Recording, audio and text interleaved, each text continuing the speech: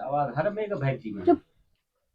अस्सलाम वालेकुम। साईं बिस्मिल्लाह खैर बस तकलीफ़ न कयो थो ना ना ना बस असांखे ॿियो न त असांजो अचण थियो आहे अदरक का सुठी ॾे अॼु भौतार अचे थो हल सुठे वार ॾेखारिजांइ हिकु नंबर शइ हुजे हे साईं हल्की न ॾेखारिजांइ। हे साईं ॿुधन हल ॾिसां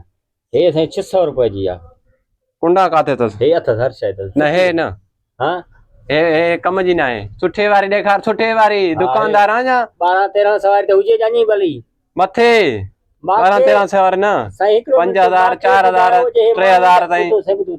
माण्हुनि जे घर में जो कज़िया अचनि था उन्हनि जे लाइ का सुठी अदरक खणी विया हो कज़िया छन कुछ छन भौतार जी इज्जत आहे मरण खां वधीक भौतार असांखे प्यारा आहिनि 12 महीने ईंदा आहिनि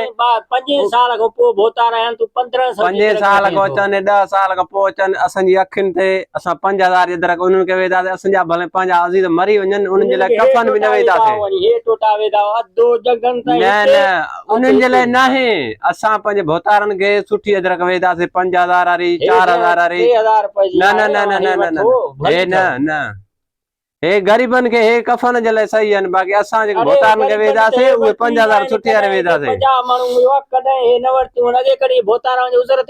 ज़रूरत ई न आहे हाणे आया आहिनि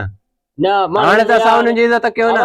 शादी वञी त आया आहिनि हाणे त असां उन्हनि जी इज़त कयो न हाणे आया आहिनि असां वटि हाणे अदरक अथी सुठी जा न अदरक इहा आहे सम्झे न इहा न हे अदरक आहे हाणे भौतार खे हेठि आंदी आहे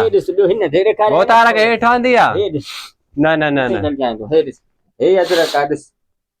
हिन जो कलर सही कोन्हे कलर कलर सही कोन्हे कलर सही कोन्हे हिन जो ॿी ॾेखार ॿी हाणे हे तूं हीअं वेंदे न भाउ हे भौतार खे ठहंदी आहे हेतिरे ताईं वेंदी पेरनि ताईं हली वेंदी हे टोटो न न सुठे वारे ॾेखार सुठे वारी हे वेंदे हिते वेंदे अची ओ हिते हे लुंडड़ी आहे हे ॿाराणी अदरक हे न ॾेखार पुट सुठे वारे अदरक ॾेखार 5000 न हे त पोइ जवाब ॾे न